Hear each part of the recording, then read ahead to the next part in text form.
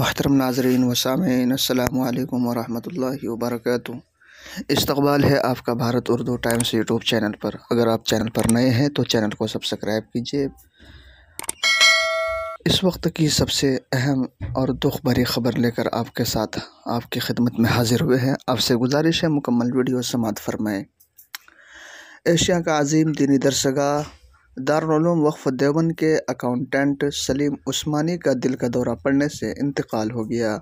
انا للہ و انا الیہ راجعون۔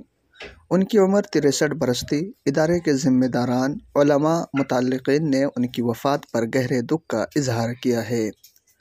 ویلکم کالونی محلہ خانقاہ کے رہائشی سلیم عثمانی عرصے سے دارالعلوم وقف دیوبند میں اکاؤنٹنٹ کے طور پر خدمت انجام دے رہے تھے اور جمعرات کی شام گھر پر بیٹھے تھے۔ اچانک ان کے سینے میں درد کی شکایت ہوئی۔ گھر والوں نے فوراً انہیں ڈاکٹر کو دکھایا، لیکن ڈاکٹر نے انہیں مردہ قرار دے دیا۔ ان کی وفات پر ادارے کے محتمم حضرت مولانا سفیان قاسمی، مولانا احمد خضر شاہ، حضرت مولانا شکیب قاسمی، مولانا نسیم اختر شاہ قیصر، ولی وقاص مولانا اسلام قاسمی، نجم عثمانی، سہیل اکرم، مولانا سکندر، قاری آفتاب، مولانا فضل الرحمان اور دیگر نے تعزیت مسنونہ پیش کرتے ہوئے گہرے دکھ کا اظہار کیا ہے۔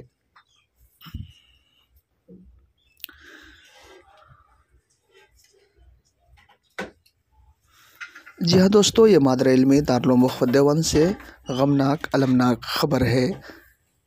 تمام ناظرین و سامعین سے گزارش ہے کہ دعائے مغفرت کرے۔ اللہ تعالیٰ سلیم عثمانی کی قبر کو نور سے منور فرمائے، ان کے درجات کو بلند فرمائے۔